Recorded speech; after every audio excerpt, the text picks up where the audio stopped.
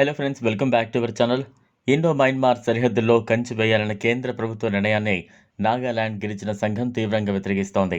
ప్రధాని మోదీ నేతృత్వంలోని కేంద్ర ప్రభుత్వం గతేడాది ఫిబ్రవరిలో ఇండో మయన్మార్ సరిహద్దుల్లో కంచె వేయాలని నిర్ణయించుకున్నట్లు ప్రకటించింది.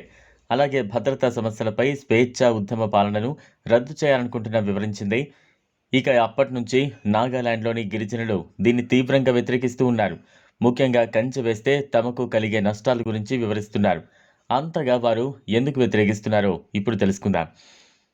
ఇండో మయన్మార్ సరిహద్దుకు కంచె వేయాలని 2024 ఫిబ్రవరిలో కేంద్ర ప్రభుత్వం నిర్ణయించింది. ముఖ్యంగా మిజోరాం, మణిపూర్, నాగాలాండ్, అరుణాచల్ ప్రదేశ్ గుండా వెళుతున్న మయన్మార్తో 1643 కిలోమీటర్ల మేర పొడవైన సరిహద్దు ఉండగా అక్కడే కంచె వేయబోతున్నట్లు ప్రకటించింది. అంతేకాకుండా ఎఫ్ఎంఆర్ను రద్దు చేస్తున్నట్లు ప్రకటించింది.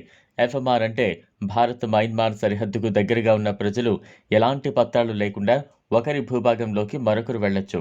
16 కిలోమీటర్లు ప్రయాణించే సౌలభ్యమున్న ఈ పాలసీని 2018లో అమలు చేశారు. లోని 5 ప్రధాన తెగల అపెక్స్ బాడీ అయిన మీ యూనియన్ నాగాలాండ్ టియుఎన్ ఇండో మయన్మార్ సరిహద్దుల్లో కంచెను వ్యతిరేకించింది. కంచె నిర్మించడం వల్ల నాగాలాండ్ ప్రజలు వారి జీవనోపాధి, సంస్కృత సంబంధాలపై వినాశకరమైన ప్రభావం పడుతుందని వివరించింది. ముఖ్యంగా కూడా తాము చితికిపోవలసి ఉంటుందని చెప్పుకొచ్చింది. ఈ కంచె తమ సంఘాలను వేరు చేయడమే కాకుండా కీలక సంబంధాలను విచ్ఛిన్నం చేస్తుందని స్పష్టం చేసింది. విద్య, ఆరోగ్య సంరక్షణ వంటి విషయాల్లో కూడా తాము చాలా నష్టపోవలసి ఉంటుందని వివరించింది. కంచె కేవలం భౌతిక అవరోధం మాత్రమే కాదని, తమ గుర్తింపు, వారసత్వం, గౌరవంపై దాడి చూపుతుందని టియుఎన్ అధ్యక్షుడు కెక్ వెంగూలీ లో తెలిపారు. అలాగే 1950లో ప్రవేశపెట్టిన ఫ్రీ మూవ్మెంట్ రీజియం ఎఫ్ఎంఆర్ పరిమిత సరిహద్దు ప్రయాణాన్ని అనుమతించిందని గుర్తు చేశారు. ఆ తర్వాత నిబంధనలు మార్చగా సరిహద్దు సామాజిక, సాంస్కృతిక, ఆర్థిక సంబంధాలు కొనసాగించే నాగా కమ్యూనిటీల సామర్థ్యాన్ని తీవ్రంగా ప్రభావితం చేశాయని ఆయన వెల్లడించారు. ఇక దీన్ని పూర్తిగా రద్దు చేస్తే మరింత నష్టపోవలసి ఉంటుందని స్పష్టం చేశారు.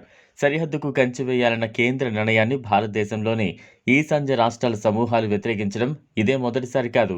భారత్ మయన్మార్ సరిహద్దుకు కంచె వేయాలన్న ప్రభుత్వ నిర్ణయంపై ఇంతకుముందు కుకీ జో కౌన్సిల్, జోమీ కౌన్సిల్, కుకీ ఇన్ఫీ మణిపూర్, హమ్ ఇన్ఫుయ్ నాయకులు కూడా అభ్యంతరం వ్యక్తం చేశారు.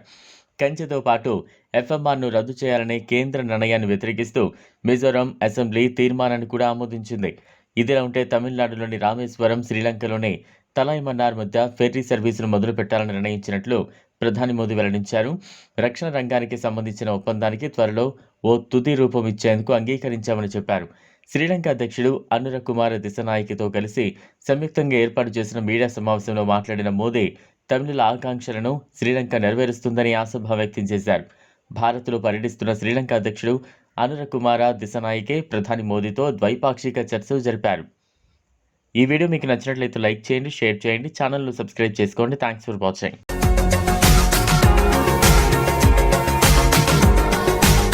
మరిన్ని అప్డేట్స్ కోసం మా ఛానల్ని సబ్స్క్రైబ్ చేయండి.